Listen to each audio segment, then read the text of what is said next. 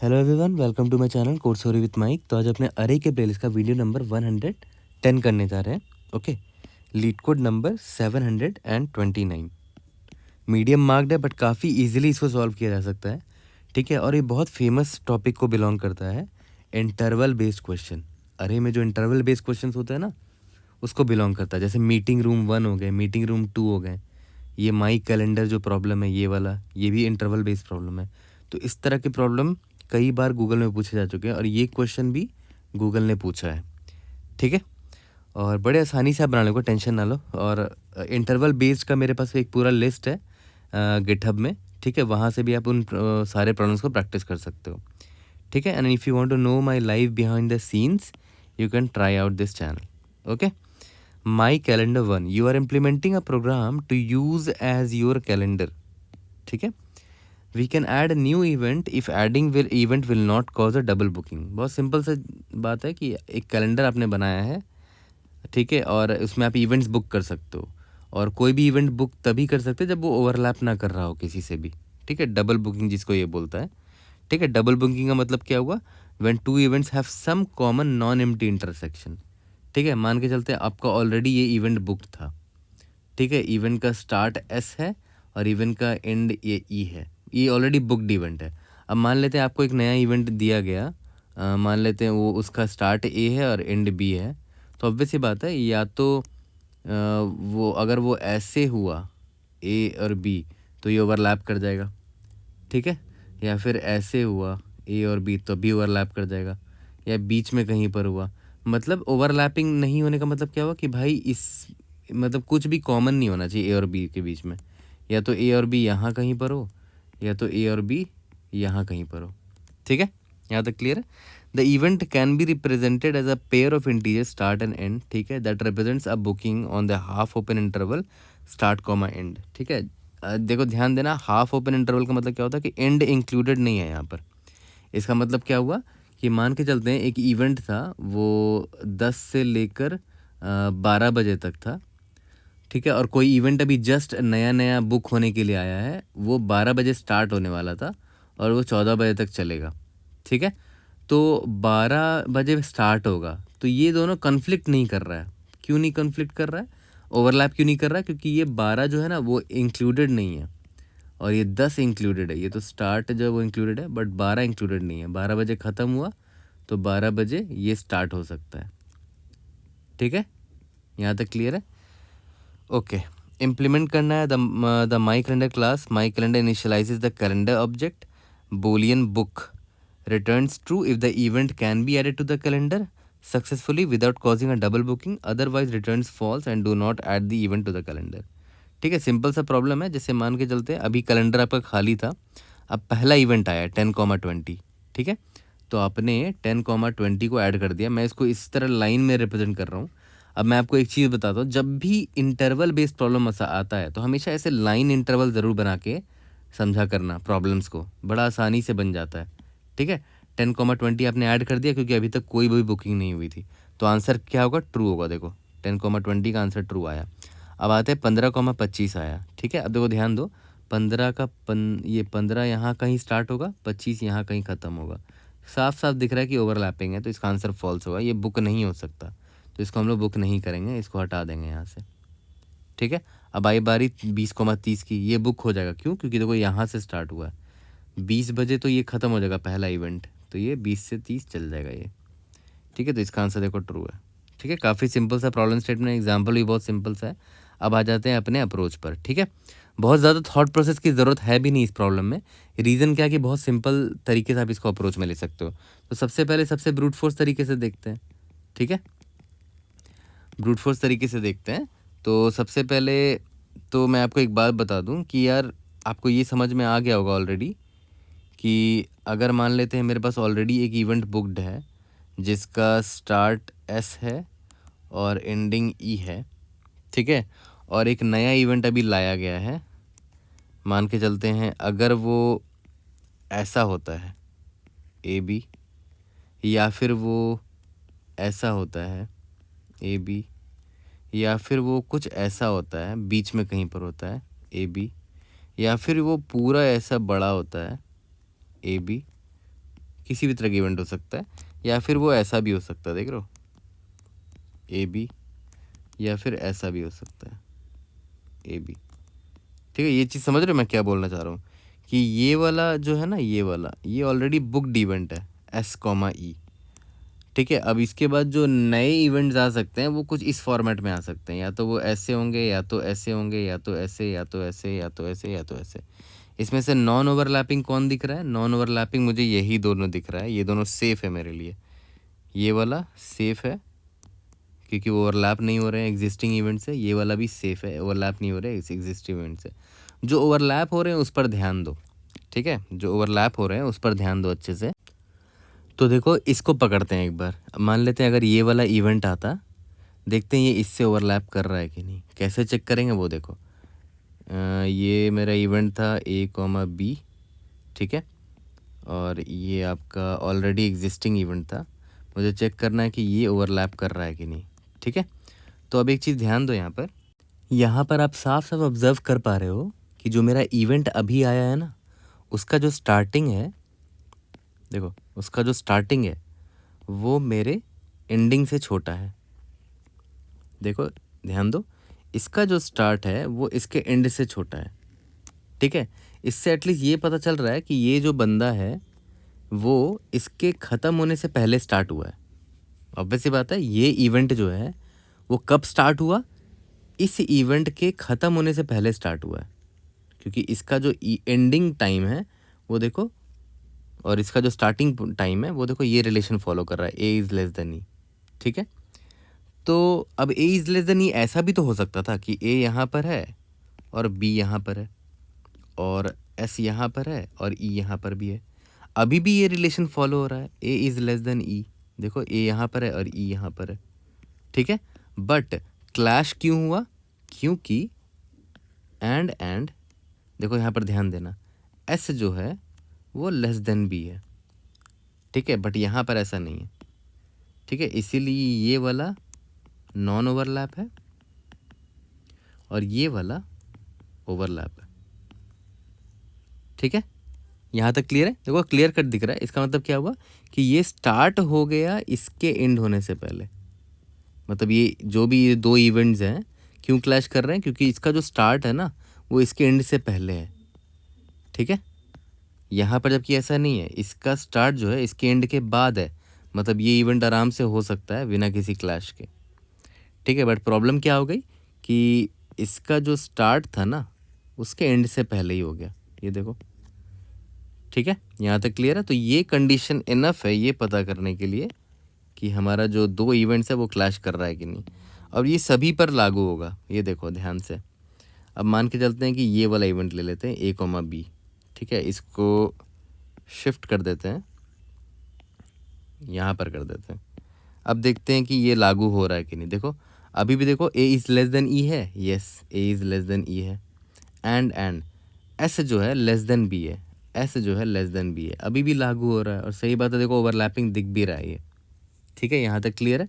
Okay, इसको पकड़ लेते हैं ए बी। मतलब अगर ये कहीं बीच में होता है मेरे, ठीक है, तो अब यहाँ पर देखो क्या ए इज़ लेस देन ई है? यस, अभी भी ए इज़ लेस देन ई है। ए जो है वो ई से छोटा है ना, और एस जो है वो लेस देन बी है। यहाँ तक क्लियर है? ठीक है। और ये मेरा ए कॉमा बी क्या था? ये इनकमिंग इवेंट है, और ये एस कॉमा ई क्या है? ऑलरेडी एक बुकड इवेंट है, ठीक है। यहाँ तक क्लियर है? ओके, तो ये भी ओवरलैपिंग है, ये भी कंडीशन फॉलो कर गया मेरा, ओके। अब ये बड़े वाले को भी देखो, अगर मान लेते हैं ये रहता ए बी, तो देखो A is less than E है क्या? हाँ अभी भी है। And S is less than B है क्या? हाँ अभी भी है, ठीक है। तो ऐसा अगर ये दोनों कंडीशन फॉलो होता है तो हमेशा ओवरलैपिंग होगा हमारा केस, ठीक है। तो अब आ जाते हैं अपने इस एग्जांपल पर कि हम ब्रूट फोर्स तरीके से इसको कैसे सॉल्व करेंगे, ठीक है। तो इसी एग्जांपल को ले लेते हैं। ब्रूट फोर्स क्या है भाई? सिंपली ये चेक कर लो कि कोई भी ऐसा इंटरवल तो नहीं है ना जो मेरे करंट इंटरवल को ओवरलैप कर जाए। जैसे मान लेते हैं मैंने एक वेक्टर ले लिया, मैं इसमें सारे इंटरवल स्टोर कर लूँगा, अभी वेक्टर खाली है, ठीक है। अब पहला इंटरवल आया 10,20, तो वेक्टर में कुछ है ही नहीं, वेक्टर को ये कैलेंडर में मेरा कुछ है ही नहीं, तो कोई बात नहीं, मैंने 10,20 डाल दिया, कोई ओवरलैप नहीं हुआ, तो मेरा आंसर क्या होगा इसके लिए, ट्रू होगा कि ये बुक हो सकता है। 15,25 पर आते हैं। ठीक है, तो सबसे पहले तो मैं देखूंगा, वेक्टर पे जाऊंगा, एक एक करके सारे इवेंट्स को देखूंगा। पहले इसको देखा, क्या ये ओवरलैप कर रहा है? हाँ ओवरलैप कर रहा है, तो अभी ही रिटर्न फॉल्स कर दो, किसी से भी ओवरलैपिंग नहीं होना चाहिए। ठीक है, ओके। मान के चलते यहाँ पर एक और इवेंट होता, 2 से 5 का एक इवेंट होता, तो उसको भी यहाँ पर डाल देते। 2 से 5 एक इवेंट होता, 10 से 20 इंसर्ट करने के लिए आए, तो पहले देखा कि ये क्लैश कर रहा है क्या, नहीं क्लैश नहीं कर रहा है, तो 10 से 20 भी डाल दिया मैंने। 15 से 25 जब आया था, तो मैंने पहले इसको इससे कंपेयर किया, नो ओवरलैपिंग, इससे जब किया तो ओवरलैपिंग आ गया, इसलिए मैंने रिटर्न फॉल्स कर दिया। ठीक है, अब इसके पास आते हैं 20,30, क्या ये इससे ओवरलैप कर रहा है? 22,5 से नहीं कर रहा है।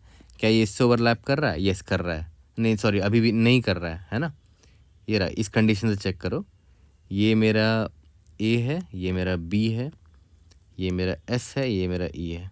ठीक है, तो क्या ए लेस देन ई है? ए लेस देन ई, ए इसका 20 है और इसका ई जो है 20 है, 20 इज लेस देन 20 है? नो, ऐसा नहीं है।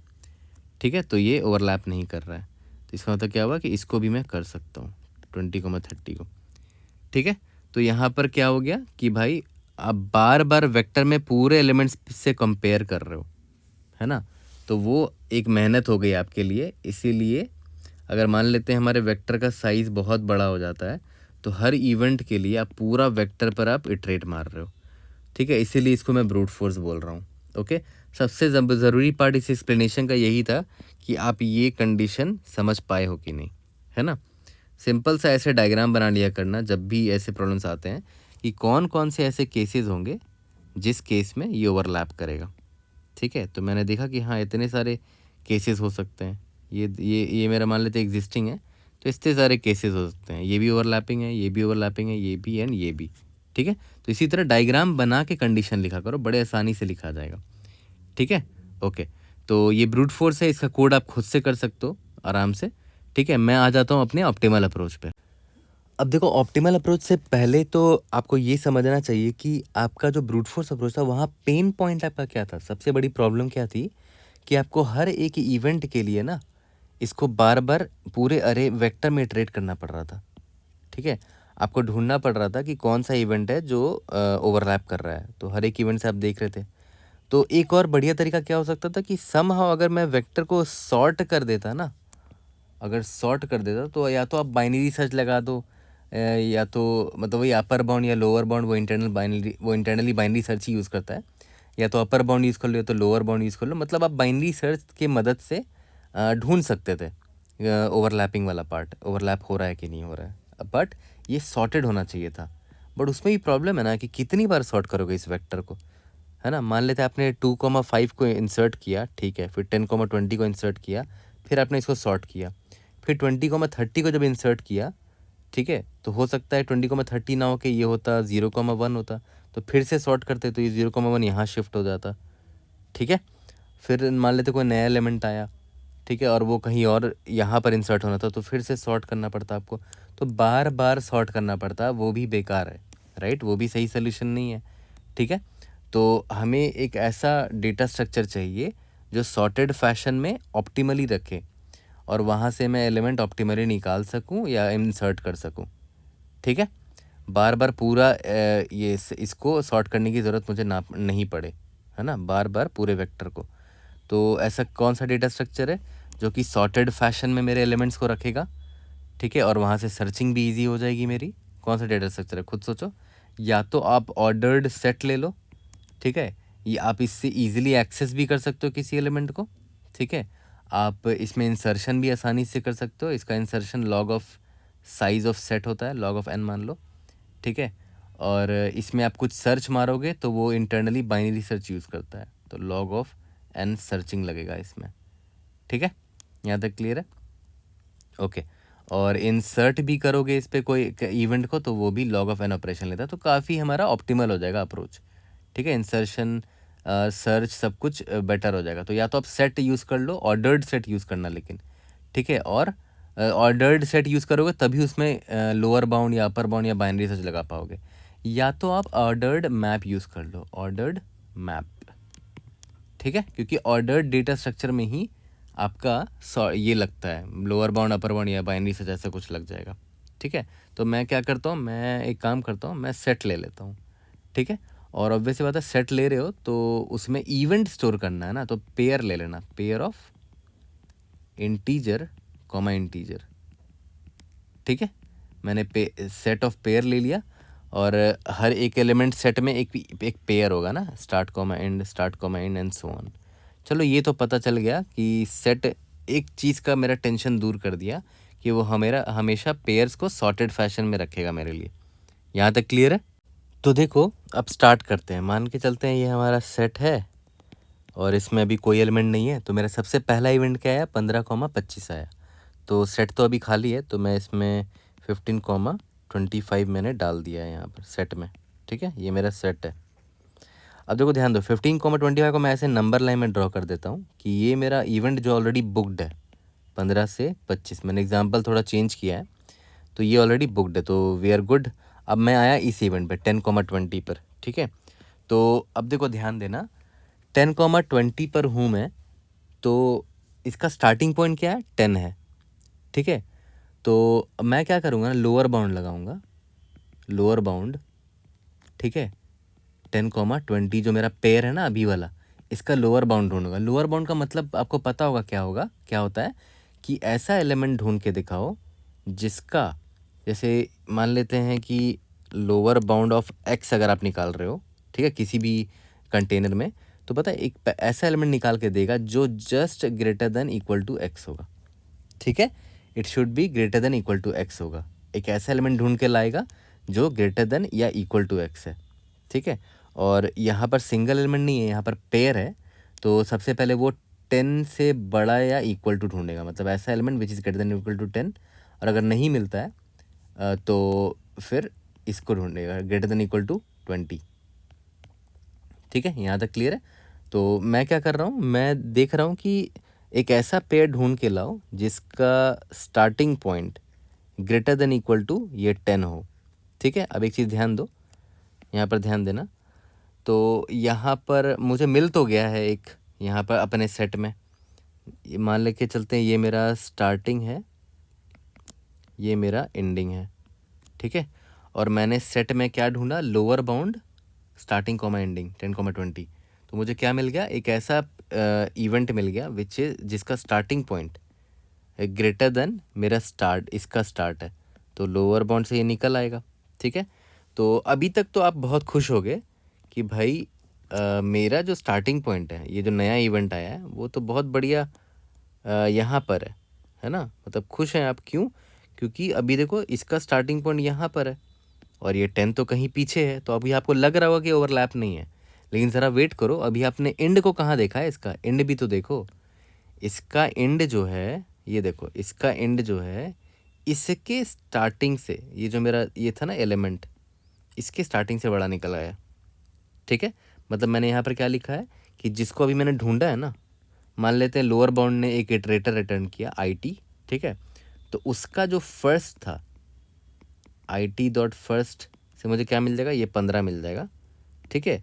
वो देख रहे हो, वो लेस देन निकल आया एंड से, जो करंट एलिमेंट जो मेरा एंड है, ठीक है। तो ये पक्का ओवरलैपिंग होगा। यहाँ तक क्लियर है? ये चीज़ अच्छे से समझ में आ गया होगा। इसको मैं यहाँ पर डब्बे में डाल दे रहा हूँ कि कैसे ये पकड़ में आया कि ओवरलैप हो रहा है। फिर से मैं रिपीट कर रहा हूँ, देखो सबसे पहले मैंने एक ऐसे एलिमेंट को ढूंढा जो कि just greater than equal to ये हो 10,20। 10,20 से मतलब क्या है कि 10 का जो इसका जो पहला एलिमेंट है, यानी कि जो स्टार्टिंग पॉइंट है, स्टार्टिंग पॉइंट कौन है इसका, ये 10 है। तो 10 से जस्ट बड़ा या इक्वल टू, ग्रेटर देन या इक्वल टू, तो मुझे मिल गया ग्रेटर देन, सबसे पहला एलिमेंट 15 ही है वो, ठीक है। और अगर ये कोई ऐसा इंटरवल होता जो 12,14 होता तो मुझे ये वाला मिलता, ठीक है, ये नहीं मिलता, ठीक है। तो बट यहाँ पर अभी एक ही इवेंट है, तो ये मुझे मिल गया और ये इससे बड़ा भी है तो मिल गया मुझे। तो अभी तक तो वी आर गुड कि भाई 10 जो है वो लेस देन 15 तो दिख रहा है मुझे, ठीक है। बट ये 10 का एंडिंग अभी तक हमने देखा कि भाई ये एंडिंग जो है ये तो 20 है, ठीक है, विच is greater then the start, इसका स्टार्ट आई जो भी इटरेटर था उसका जो फर्स्ट एलिमेंट था 15 से भी बड़ा है वो। तो आई टी डॉट फर्स्ट जो है ना वो छोटा निकला है एंड से, मतलब end is greater than I T dot first, मतलब ये क्या हुआ, ओवरलैप हो गया। तो मैं रिटर्न फॉल्स कर दूंगा कि ये नहीं चलेगा। यहाँ तक क्लियर है? तो इसका आंसर फॉल्स हो गया, मतलब ये इंसर्ट नहीं हो सकता। और इसका आंसर तो ट्रू था, आपको याद होगा मैंने इसको इंसर्ट किया था। तो हमारे सेट में सिर्फ अभी तक एक ही इवेंट है, दूसरा इवेंट जो आया वो मेरा क्लैश कर गया, ओवरलैप कर गया, ठीक है। तो इसका मतलब है कि अभी एक ही यही इवेंट है मेरे सेट में। अब आते हैं इस पे 25,30 पर, ठीक है। अब एक बात बताओ, पहले तो देखते हैं कि वही फिर से वही करेंगे। इस बार मेरा स्टार्ट ये है और एंड ये है। सबसे पहले तो मैं क्या मैंने बोला, लोअर बाउंड निकालूंगा 25,30 का, मतलब ऐसा एलिमेंट जिसका फर्स्ट जो है इसके स्टार्ट से ग्रेटर देन इक्वल टू हो। तो क्या कोई ऐसा एलिमेंट है? नहीं है। तो क्या इसको इंसर्ट किया जा सकता है? हाँ, लग तो रहा है किया जा सकता है। देखो ध्यान दो, ये 25 से स्टार्ट हो रहा है और ये 25 में ख़त्म हो जाएगा, तो ऑब्वियस है 25,30 भी इंसर्ट कर सकते हैं। तो हमारे सेट में 25,30 ऑलरेडी सॉर्टेड फैशन में इंसर्ट हो जाएगा, ऑर्डर्ड फैशन में इंसर्ट होगा। क्यों? क्योंकि ये ऑर्डर्ड सेट है, ठीक है। तो इसका भी आंसर ट्रू होगा। बट क्या हमने सारे केसेस कवर कर लिए हैं? बस ये इनफ है चेक करने के लिए। एक बार एक और केस देखते हैं जहाँ से आपको पता चल जाएगा। अब देखो इस वाले एग्जांपल को, यहाँ पर मेरा अभी सेट खाली है, मतलब अभी कोई भी इवेंट बुक नहीं हुआ है। तो सबसे पहला इवेंट आया 10,20। तो हमारा अगर कैलेंडर खाली है तो ये तो ईजिली बुक हो जाएगा, राइट, क्योंकि मुझे कोई भी ऐसा एलिमेंट नहीं मिला जो इससे ओवरलैप करे। तो इसका आंसर क्या होगा? ट्रू। अब आते हैं इस वाले इवेंट पे। तो सबसे पहले मैं अभी हमारे सेट में कोई इवेंट बुकड है ऑलरेडी, ठीक है, बहुत सारे इवेंट्स भी हो सकते थे। तो मैं क्या करूँगा, लोअर बाउंड निकालूंगा इसका 15,25 का। तो अब देखो ध्यान देना, बड़ा इंपॉर्टेंट चीज़ बताऊंगा। ये क्या ढूंढेगा? सबसे पहले तो पहले एलिमेंट का से पकड़ेगा कि हमारे सेट में एक ऐसा एलिमेंट ढूंढो जिसका starting first element greater than equal to 15 हो। लोअर बाउंड का मतलब वही होता है। तो 15 से बड़ा है क्या कोई भी सेट में एलिमेंट? सेट में कोई भी एंट्री ऐसी है जिसका फर्स्ट एलिमेंट इसके फर्स्ट एलिमेंट से ग्रेटर देन इक्वल टू हो? नहीं है ऐसा, ठीक है। तो 15 से अगर बात नहीं बना तो 25 से देखेगा कि ऐसा एलिमेंट ढूंढो जिसका सेकंड एलिमेंट, जैसे इसका second element greater than equal to इससे हो, मतलब ग्रेटर देन इक्वल टू 25 हो।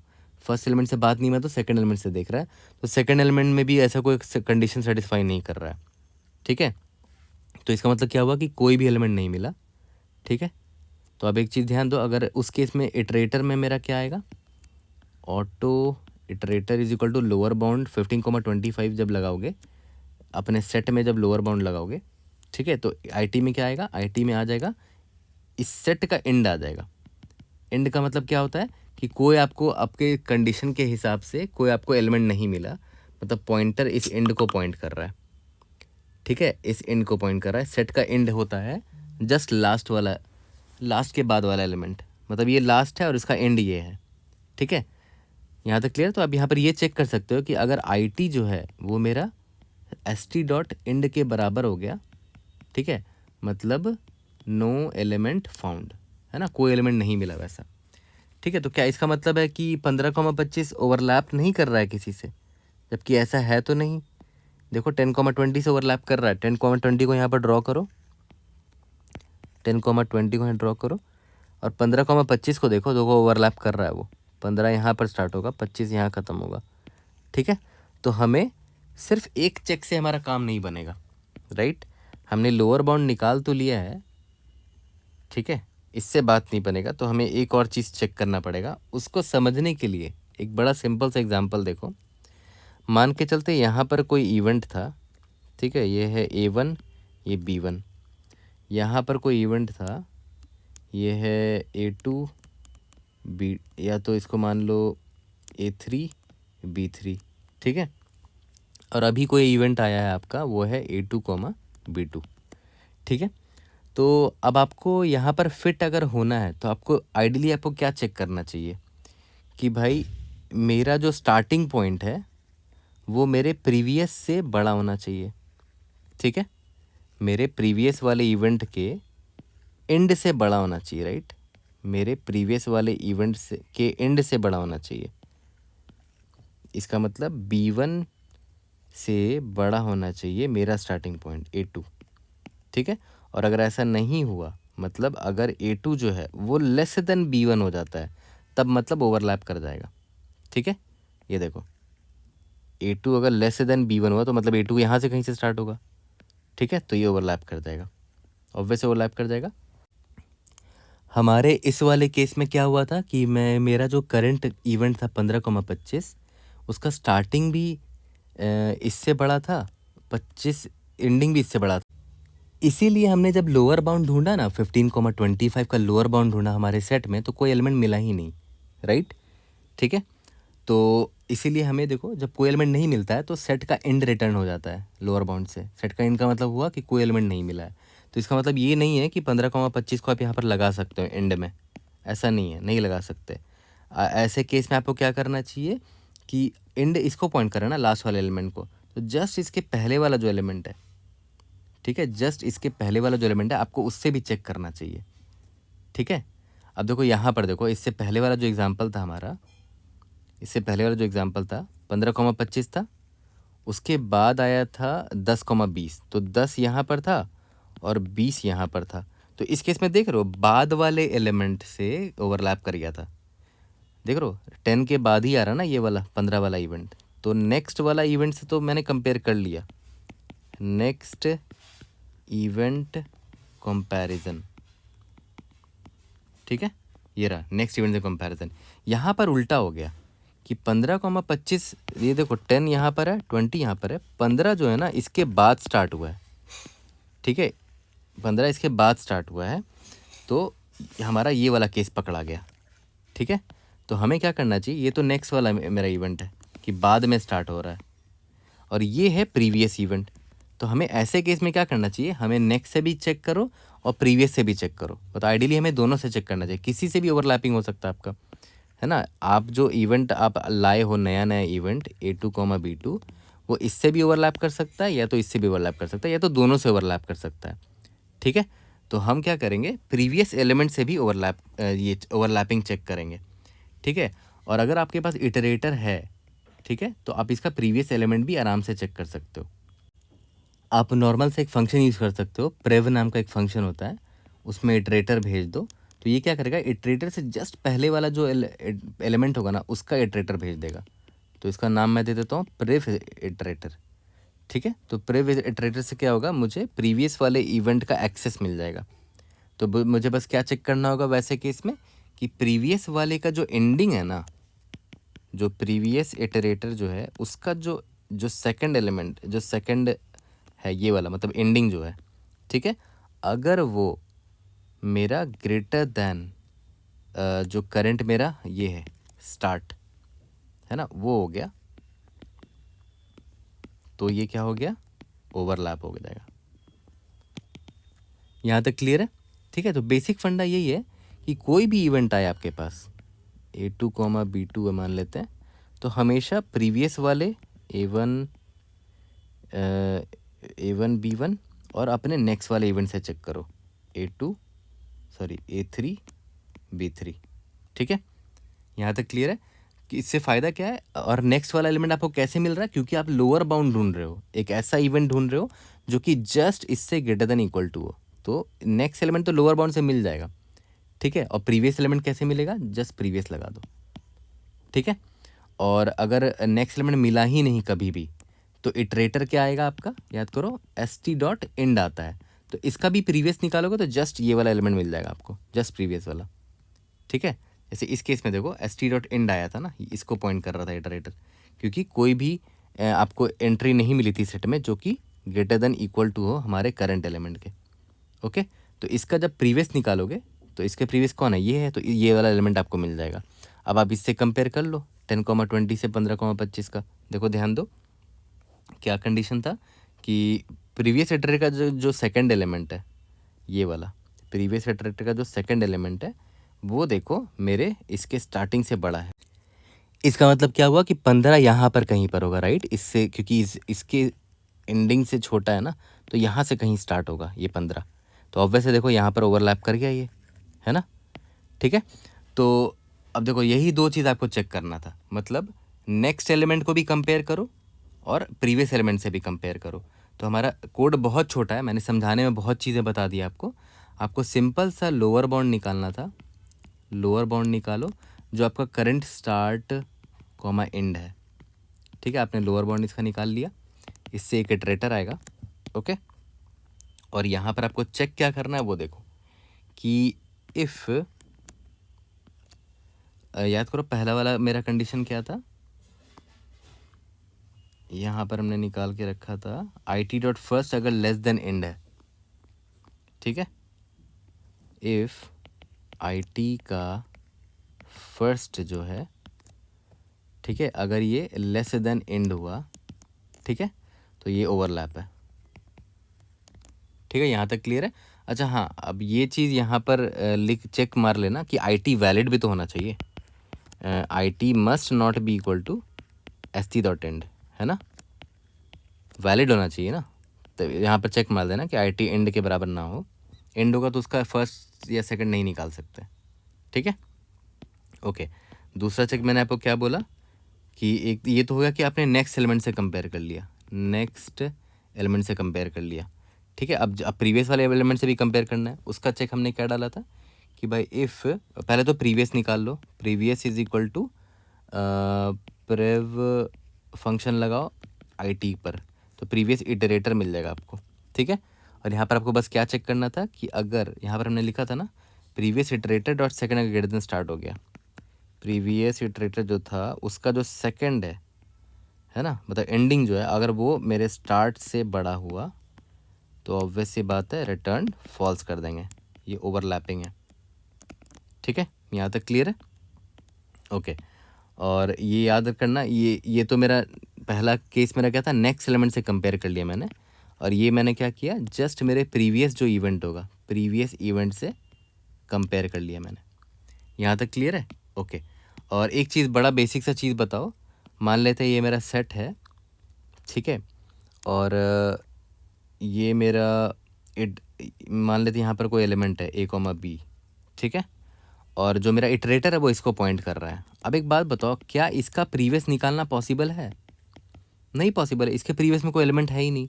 तो ये चेक कर लेना कि कहीं मेरा जो इटरेटर है ना, कहीं जो मेरा इटरेटर है वो कहीं बिगिनिंग वाले एलिमेंट को तो नहीं पॉइंट कर रहा, क्योंकि बिगिनिंग वाले एलिमेंट के तो पीछे कोई एलिमेंट ही नहीं होता। तो चेक मार देना कि if IT must not be equal to ST dot beginning वाले एलिमेंट को, हाँ ये चेक होना चाहिए। ठीक है, not equal to ST dot begin होना चाहिए, मतलब और भी एलिमेंट्स होने चाहिए यहाँ पर, C, D and so on, और IT वहाँ कहीं पॉइंट होना चाहिए, तभी उसका प्रीवियस निकाला जा सकता है। इवन IT अगर सेट के एंड को भी पॉइंट करेगा ना, मान लेते हैं कोई और एलिमेंट था ही नहीं और IT इसको पॉइंट कर रहा है ST डॉट एंड को, तब भी प्रीवियस निकालना पॉसिबल है। ठीक है, लेकिन अगर IT बिगिनिंग को ही पॉइंट कर रहा है तो इसका तो कोई प्रीवियस है ही नहीं, तो इसका प्रीवियस निकल ही नहीं सकता। तो ये चेक मार देना यहाँ पर मैं लिख देता हूँ IT not equal to ST dot begin. ठीक है, ये चीज़ ज़रूर से चेक कर लेना, तभी उसका प्रीवियस निकाला जा सकता है। हाँ, मतलब ये चेक प्रीवियस निकालने से पहले लिख देना कि IT must not be equal to ST dot begin. यहाँ तक क्लियर है। ठीक है, तो हमने ऑलमोस्ट काफ़ी चीज़ यहाँ पर देखा है, तो डिग डिप कर लिया जिसकी ज़रूरत भी नहीं थी, बट स्टिल मैंने सारे केसेस कवर करके आपको दिखा दिए। अब इसका कोड करना बहुत आसान है, जल्दी से कोड करते हैं, इसको फिनिश करते हैं। तो चलो इसका कोड स्टार्ट करते हैं। सबसे पहले मैंने क्या बताया कि एक ऑर्डर्ड सेट लेंगे जिसमें पेयर ले लेते हैं, pair of int comma int, ताकि मैं इवेंट स्टोर कर सकूं। अब यहाँ पर आ जाते हैं। सबसे पहला मेरा पॉइंट क्या था कि find the first event that starts after और at the same time of start comma end. ठीक है, इसका मतलब क्या हुआ, just greater than equal to. ठीक है, मतलब लोअर बाउंड की बात हो रही है। तो auto IT is equal to ST dot lower bound, ठीक है, इसमें स्टार्ट कॉमा एंड डाल दिया मैंने। ठीक है, ओके, पेयर बना के डालना, तो ये वाला ब्रैकेट देना पड़ेगा। ठीक है, अब देखो ध्यान दो, सबसे पहले मैंने क्या बोला कि check if the current event overlaps with, याद करो मैंने क्या बोला था, with the next event. Next event से कंपेयर करेंगे, उसके बाद में क्या बोला था, check if the current event overlaps with the previous event. यही दो चीज़ चेक करना है, इसी से पता चल जाएगा। ठीक है, तो इफ़ मैंने क्या बोला था, I T must not be equal to S T dot end. ठीक है, मतलब वैलिड होना चाहिए, I T must not be equal to S T dot end, तभी तो आप उसका ये निकाल पाओगे ना, I T dot first, I T का फर्स्ट। ठीक है, अगर ये लेस देन एंड हो जाता है, इसका मतलब क्या हो गया, रिटर्न फॉल्स, मतलब ये ओवरलैपिंग हो गया। ठीक है, ओके। उसके बाद क्या था कि प्रीवियस इवेंट से कंपेयर करके देख लेते हैं। बट प्रीवियस इवेंट से कंपेयर करने से पहले आपको ये चेक करना पड़ेगा कि आई टी जो है ना, it must not be equal to S T dot begin, तभी उसका प्रीवियस निकाला जा सकता है। ठीक है, अगर ऐसा है तभी प्रीवियस निकालेंगे। तो auto previous iterator is equal to previous function लगाओ आई टी पे, ऐसे निकल जाएगा। ठीक है, इफ़, देखो ध्यान देना, स्टार्ट जो है मेरा, करंट जो स्टार्ट है, अगर वो प्रीवियस के एंडिंग से यानी कि सेकंड एलिमेंट से छोटा निकला, मतलब ओवरलैप कर जाएगा, तो रिटर्न फॉल्स कर दो। देखो ऐसे प्रॉब्लम को डायरेक्ट कोड करना बहुत डिफिकल्ट होता है, इसीलिए मैं लाइन नंबर पहले ड्रॉ करता हूँ। लाइन नंबर से ऐसे कंडीशंस लिखना मेरे लिए आसान हो जाता है ना, वरना बिना लाइन नंबर ड्रॉ किए बड़ा मुश्किल होता है ऐसा कंडीशन लिखना। ठीक है, और अगर ऐसा नहीं हुआ, कहीं पर भी ओवरलैपिंग नहीं हुआ, तो एस टी डॉट इंसर्ट मार दो, यहाँ पर स्टार्ट कॉमा एंड लगेगा, रिटर्न फॉल्स कर दो, सॉरी रिटर्न ट्रू कर दो कि भाई ये इवेंट बुक हो सकता है, और हमने बुक कर दिया है। यहाँ तक क्लियर है? तो देखो साफ साफ यहाँ पर आपको दिख रहा है कि इसका क्या हो जाएगा, time complexity log of N हो जाएगा, जहाँ पर एन क्या है, साइज ऑफ दी सेट, मतलब नंबर ऑफ इवेंट्स मान के चल लो वर्स्ट केस में। ठीक है, और यहाँ पर देखो इंसर्ट भी कर रहे हो तो वो भी लॉग ऑफ एन लग रहा है, बट हाँ आपने स्पेस लिया है यहाँ पर, right, O of N, number of event जितने होंगे उतना सेट का स्पेस होगा। ठीक है, सबमिट करके देखते हैं, we should be able to pass all the test cases. कोई भी डाउट होता है raise in the comment section, but try ज़रूर से खुद से पहले से करना। ठीक है, यहाँ पर हमने क्या गलती किया है, प्रीवियस, डिड यू मीन क्या है, अच्छा सॉरी, यहाँ पर प्रीवियस इटरेटर होगा ना, माय बैड। ठीक है, और डिस्क्रिप्शन में मैं लिंक डाल दे रहा हूँ, सारे इंटरवल बेस्ड क्वेश्चन का लिस्ट है, उसमें मेरे यूट्यूब का लिंक भी होगा। See you in the next video, thank you.